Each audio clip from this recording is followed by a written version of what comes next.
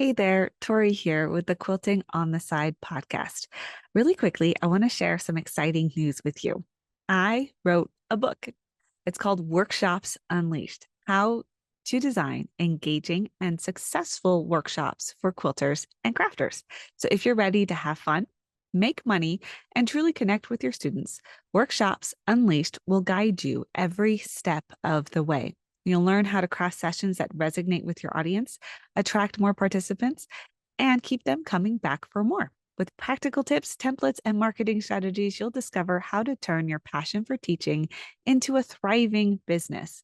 And this book has everything you need to make your workshops a hit. You can pre order now through September your ebook or your paperback version of Workshops Unleashed, and you can check the show notes for the link. So I hope you enjoy this episode of the Quilting on the Side podcast. Welcome to Quilting on the Side, the podcast where we uncover the secrets to turning your passion for quilting into a profitable side hustle. I'm Tori from the Quilt Patch by Tori. And I'm Andi from True Blue Quilts. And together, we're your co-hosts on this exciting journey of creativity, entrepreneurship, and all things quilting. We're here to help you navigate the world of quilt pattern design, course creation, digital marketing, and running an online quilt business. We've been through the ups and downs ourselves, so we know what it takes to make money from your favorite hobby. That's right, Tori. We're going to share our experiences on how we've grown our businesses while balancing family with other paying work responsibilities. It's not always easy, but it's definitely possible. Welcome to all of our side hustlers. We're so glad you have joined us. Welcome to season 3 of Quilting on the Side. I'm Andi, and I'm here with my co-host Tori, and we are sharing a little bit about our business efforts in the quilting industry. And here at the beginning of season 3, we've got some exciting things to celebrate, Tori. What happened during our little break between seasons? So we actually hit 10,000 downloads during our off season. So yay. Thank you everyone for tuning in and listening to the Quilting on the Side podcast. We appreciate each and every download and listen, and we really hope it's helping you in your side business. This episode airs a couple days after our anniversary. So Andi, we have been doing Quilting on the Side for 1 year. Our little baby is growing up. It does feel like we've taken this baby to a stage where she's kind of walking on her own. So that's wonderful. That's so true. Again, thanks to all of our listeners who have reached out. We appreciate all those reviews, sharing, commenting, giving us great ideas for topics and guests. We've got a fabulous lineup of guests for season 3.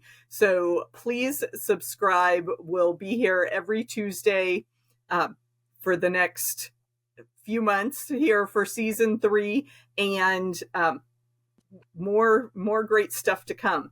But one of the important things to keep in mind when you are running a business is to keep your thoughts in order. You have to stay organized. You want to be focused on the right things, and having a healthy mindset is really key to the whole thing. I mean, that goes for every aspect of life, and for those of us entrepreneurs, it's doubly important. So today we wanted to offer our 5 keys to a healthy entrepreneurial mindset. Tori, what do you think is number 1 for mindset? So these keys we have observed and developed on our own. So me and Andi listed out the top things that we use for our mindset. So number 1, we decided between the pair of us is being able and more comfortable, maybe not fully comfortable, but more comfortable than your average person taking risks and trying new things.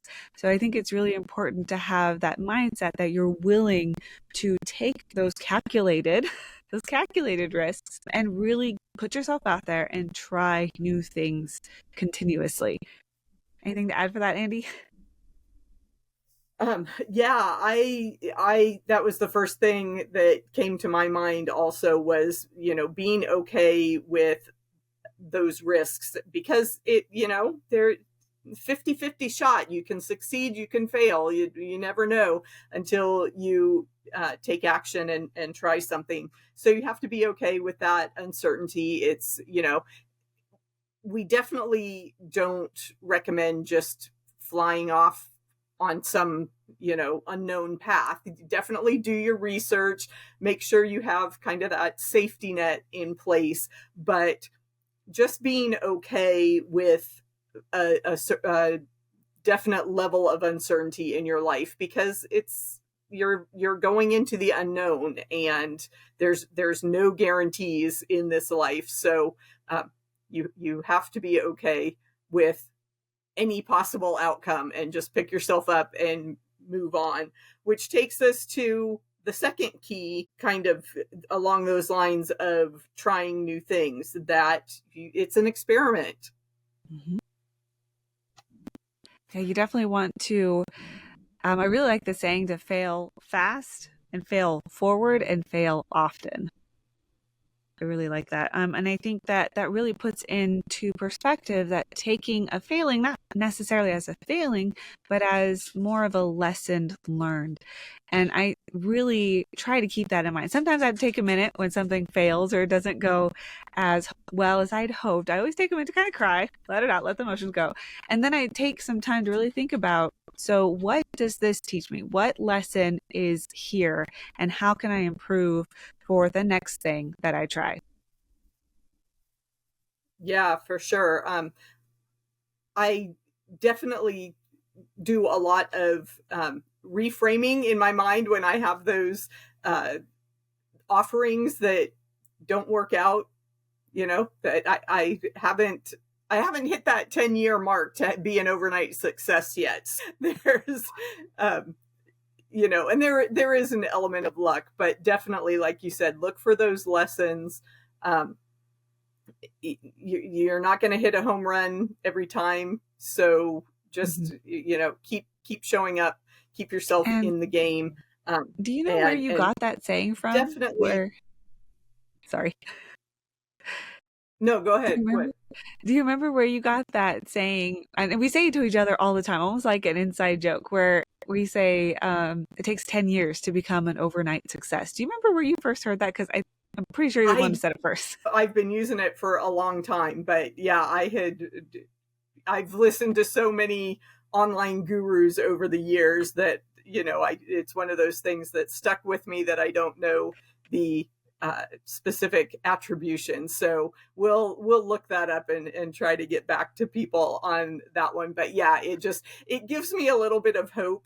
Um, but it's also kind of the viral nature of our online society these days, is that you can have that huge hit, and then you can go months with no one interacting with anything you do, and then out of the blue it seems like you can have another viral thing. So And I yeah, definitely building that resilience in yourself is another kind of habit and mindset trait. I heard Rachel Rogers say that she was a very similar, where after 10 years of, I believe it was about 10, I don't think it was exactly 10, but about 10 years of coaching. So when she switched from being a lawyer to a coach, um, she blew up with her book, and she had people coming to her saying, I just heard about you last week. And she's like, I've been here for 10 years. And so whenever she said that, I thought of you, Andi. I'm like, she's like, Andi keeps Well, saying it takes 10 years to be an overnight success. And I see examples of it everywhere. yeah, and I think it came from when I was following different authors uh, back in the day, when we weren't all online all the time, and you'd have to toil for years to publish a book, and everybody would be like, oh, look at this great new author, and the person is like, well, I've been sending manuscripts out for a decade or more, and yeah, I'm the brand new kid on the block. So there's definitely room for people to slowly grow. So I think that's also a key factor to keep in mind, that it's not going to happen really, really quick. Obviously there are some people that have great success in their first few months, but for a lot of us, it takes a long time to get our name out there and to really make those connections within the industry. So what else do you see as a key to a healthy mindset? Yes, number 3, I think this epitomizes my success personally, and that is taking action. And leading with confidence when you're taking that action. If you don't have the confidence in yourself yet, have the confidence in what you're giving, what you're providing. Your pattern, your workshop, your service is there to help other people. So if you don't have the confidence in you yet, I mean, Andi certainly do, but if you have the confidence in what you're offering, and lead with confidence and take action. And I think I'm okay to say, for me and Andi both, we've been stuck in student mode before. And student mode will trap you into thinking you still have to keep learning before you take action. But it is so important to have that mindset of, after you learn something, to put it into action. Fail forward, fail fast, fail often, and put that learning to action. Yeah. And taking action, that I've said it before, that's the key trait in Tori that I'm just drawn to, because she is on fire with her ideas. Let's get this done and do it. We don't need to, we all have that knowledge inside of us. So let's stop the studying, write out your plan. You've got a pretty good outline there. Just get started.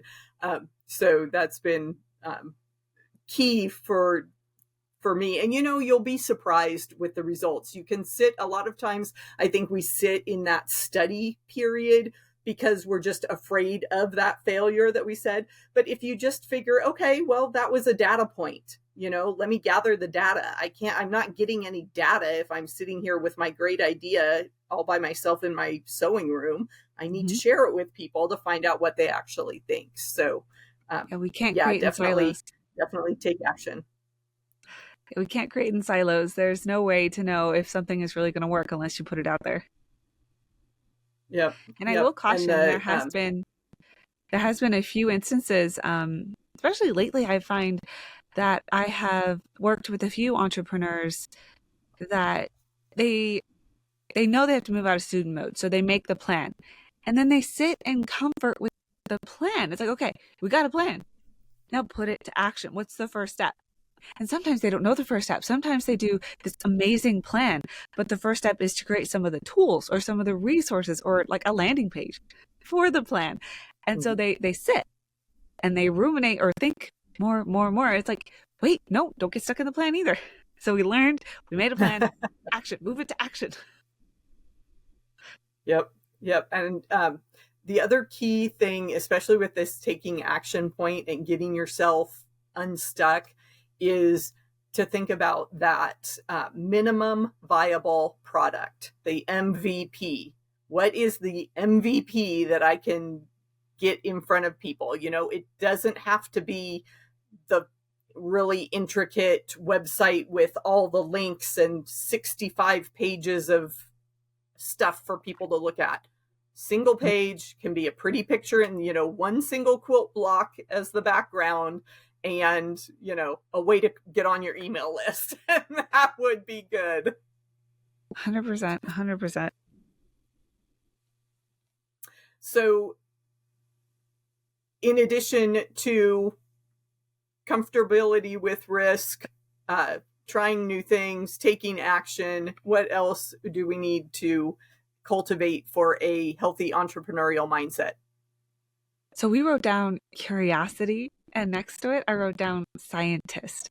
So I think having that curiosity, I mean, we already talked about thinking about your failings as lessons learned, but keeping that curiosity going and saying, this worked well, or this didn't work well, and why did it work that well? And leading with that curiosity, being a scientist within your own business and testing a hypothesis and experimenting and then looking at the results, because many of us like to go full force and we don't pause to reflect. We don't pause to really gather the data. Like you said, we can't know if this is working unless we have data. So much like a scientist, we need to test it. We need to get that data and see what is working well, what isn't, and then making tweaks and seeing, did anything change? Just like a scientist. Right. How do you Yeah, like to yeah, I use really like that scientist analogy. Put your lab coat on and make sure, like you said, go through all the steps. What is your hypothesis? What is the question? What is the test you're going to do with your audience? And then collect the data. And then you have to analyze the data. And then you can come to a well-informed conclusion. Is this something worth pursuing, or is it time to pivot, which actually brings us to the Before we dive into that one, I just want to add one thing. I'm stopping your flow there, but I did want to add with that reflection piece. I was thinking as you were talking was, it doesn't have to be in depth. A lot of people think you have to sit down and write and crunch the numbers, and you don't even know where the numbers are. But it can be as simple as just pausing for a dedicated hour and just journaling. How did the launch go? You can journal about how you felt during the launch. You can journal about how many people came, and just having some basic numbers. Like I said, how many people signed up if you're doing a launch, how many people joined your email list, how many people bought, how many people stuck around after they bought. And just those basic numbers can tell you whether it went well or not. You don't have to go too in depth. And we do have a podcast episode on KPIs, which could help with that as well if you want to listen to that one. I believe that was season 2.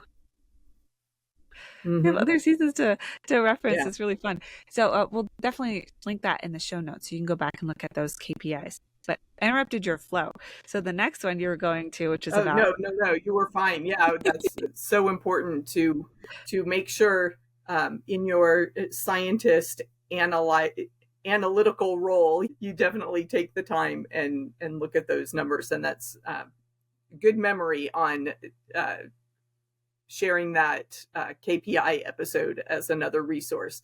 But I was saying that, when you reflect on this, it may be an indication that it's time to pivot, and we need to have that flexibility in our business. And since we're throwing out all sorts of alternate egos here, let's hit the beach and be surfers, because you have to kind of ride the waves in your business. And sometimes those pivots can seem like that crushing wave that completely knocks you over. But tell us a little bit about how you have approached your business with flexibility and when you see the signs that it's time to pivot. Yeah, so I pivoted big time twice already in my business, and I've only been in business for 5 years, but that was mainly for my own mental health and what I was interested in and what was working for me. So at first I made quilts to sell. So I made handmade quilts and sold those. And then I pivoted to pattern design and workshops. And then I hit creative burnout so hard. I could not sew, could not quilt for such a long time that I pivoted to the one thing that I was really loving in my business, which was teaching, but teaching the teacher, and then helping with that marketing side of things, which was really fascinating to me. And I'm going to say with all those pivots, flexibility, like you said, was key. Being able to see what was going wrong, and then how, or not going wrong exactly, but not going as well as I'd hoped, and knowing when to change and try something new. I think it's kind of hard to kind of pick up on exactly when it's time to pivot exactly. But if you're not feeling it, go with your energy. And I'm just thinking this off the top of my head right now. I think that's what I really let lead me, was where my energy wanted to go. And if I was pushing full force for the creatives course design course, full mouthful. And I had so much fun with the first launch, and then the second one just tanked, and I completely renamed it. I took time to really go back into my ideal customer and tweak everything about it. And then I relaunched it as the Quilt Patch Course Academy, which went over better. And then when I couldn't make the time to teach that live again, because I prefer to teach live, I wrote a book. So just kind of picking up on where my energy wanted to go and what I wanted to do with it. I could still lead with the passion of helping teachers. It just turned into something different, and I kept it flexible. And yeah, I think, yeah. What about you, Andi? How have you Yeah, used flexibility? you just rode the wave, like you said, that energy, the different places where you were having success, and just being able to adapt to all of that is really encouraging. And I applaud you and wish you much success with your new book. So Thank you. we'll have all the information in the show notes for folks that are looking forward to that as well. Yeah, it's coming out in September. So we're releasing this a little Awesome. earlier than it, but it is almost said pre-recorded. It's on pre-order on Amazon, right? It'll be listed on my website for pre-order. Yeah. Awesome. Okay. Yeah, so that's a great example of all of this. So you had the chance last spring when we're talking about pivoting, and you kind of have to have that a little bit of crystal ball aspect, but we know that there are folks in the industry that really keep their eye on trends, and that can help you if you're considering a pivot and wondering what things you can take advantage of, the kind of the trends, the state of the industry. And last spring you went to H&H. So what did you learn there about what's coming up in the quilt world that we should keep an eye out for? Well, I loved the state of the industry address and the survey that they shared. And some of the key takeaways I got out of that, and I heard later on that it's kind of following the same trends as it usually does, but there's been a slight pivots here and there.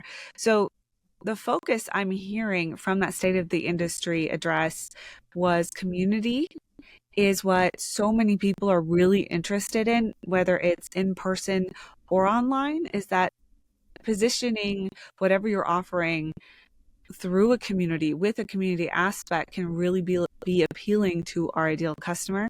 But really focusing in on that ideal customer and who it is you're appealing to, because all of us are, if you're on Quilting or you're listening to Quilting on the Side, our general customer is going to be a quilter. If you are not a quilter, then it's going to be your general crafter. So whether that's wickerworking or a knitter, the knitting industry is huge. Anyway, I'm just learning about the knitting industry this summer, and it's been like mind blowing how large the knitting industry is for me, or to me. Anyway, getting back to the state of the industry, community was a big thing. They talked about the 3 platforms that most quilters are on, and that's going to be they're searching on YouTube, Pinterest, and they're socializing on Facebook. So those are the 3 main places they are. And I thought it was interesting that Instagram wasn't up there, but I believe it's probably close because Meta is definitely one company, right? So those 3 places are where they're showing up. And then classes are the things that a lot of millennials are looking for, because they're looking for that community. And I can speak to that with my own experience as a millennial, is I'm looking for community, and I'm looking for a place where I can go and do the things I love with other people. And they spoke a lot about being able to open up the quilting industry to other younger generations, having like evening classes at least once a month or something, like working one in, so that those that are working can also come, or those that have kids can come, whether hopefully spouse or another helper can watch their children. So along those lines, they can appeal to them. And they talked about getting into where the kids are. So offering after school programs, offering into, I want to say daycare, but it's not called daycare. Community The after events. school. Maybe it Yeah. was the after school. Yeah, Yeah. the after school, but really appealing to the younger generations and how to do it. Those were kind of the things that stood out for me. And then where they're still buying mainly at local quilt shops, but they are seeing an uptick in online. And it did go down a bit after COVID, but it's still staying pretty steady over the last couple of years of a good percentage. And I don't have the percentage written down, but a good percentage are still buying online. And it spiked during COVID. And then many people found it Mm-hmm. so convenient that they keep doing it that way, which I think gives us all a little bit of hope. Like, especially Yeah. if you're in a rural place, in a smaller place, or if you want to keep your store online and not have a brick and mortar. I think that gives a lot of hope for that future endeavor. Yeah. And then I have pages of notes, so let me let me look at this real quick. Oh, and they did talk about making sure we're educating our consumers about why prices are the way that they are. And let me see. They're learning mostly on YouTube currently. And that's why YouTube is one of those top places that they search for quilting things or quilting information. But they are still really interested in like digital workshops, and because it's really good for first impressions and building trust. And that might have been my own note.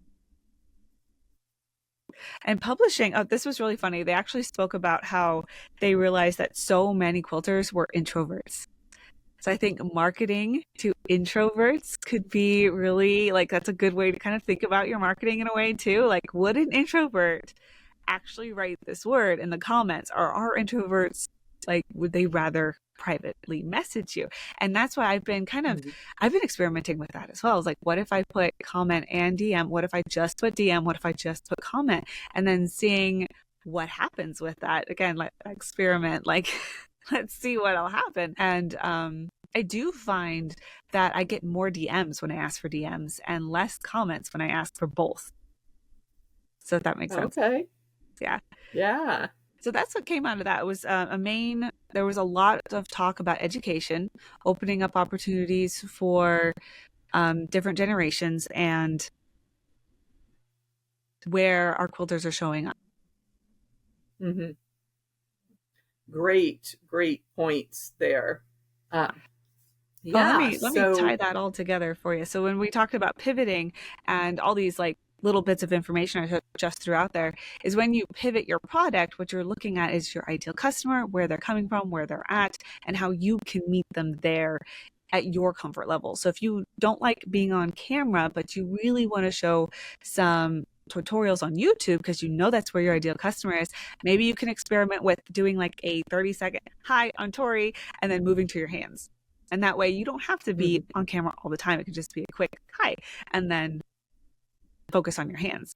So things like that where you can really, or you can do like a podcast like we are, where you don't have to have a video podcast like we do on YouTube. You can just have a audio podcast and maybe show up just talking or interviewing other people and just showing up the way you feel most comfortable, where you know your ideal customer is and what they're enjoying.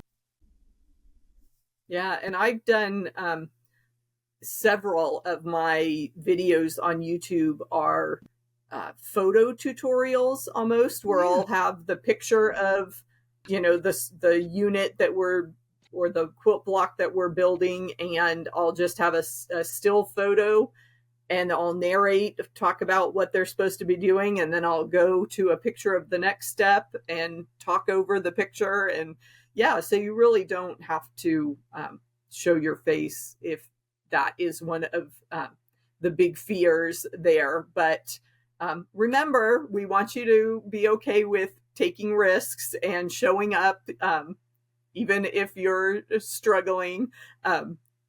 The fake it till you make it attitude. Put that smile on and just act as you want to be this time next year. Just put yourself in that successful place and go for it. So, And leave with that confidence. yeah, I think all those things play into a healthy entrepreneurial mindset. So we'd love to hear from our audience what resonated the most with you, what areas you struggle with the most, where you find it easy to take those steps. Always love to hear from our listeners. And for more information on some of these mindset ideas and business building, we did go back in the archives. You want to tell them what we found, Tori? We did. We found in season 1, we did a book episode. I forget exactly what it's called. Let me see. We had all our favorite business building titles there, so that was fun. It was called Book Recommendations. It was episode 12. And we also have a blog post that goes with it. So it has a full list of, I think we called it our business book library, if I remember right. Yeah. So you can go and check those out. And Andi, let's recap those 5 points for them. So we've got number 1 was taking risks and trying new things, right? Mm-hmm. Number 2 is to be open to trying new things and be ready to fail faster. Just get it out there and get it over with. Then number 3 was taking, yes, learn from it. And then number 3 was taking action. Yep. Number 4 was being that curious scientist. What might happen with this experiment? And remember to collect and analyze your data. And number 5 was flexibility and being like a surfer and riding those waves. Yep.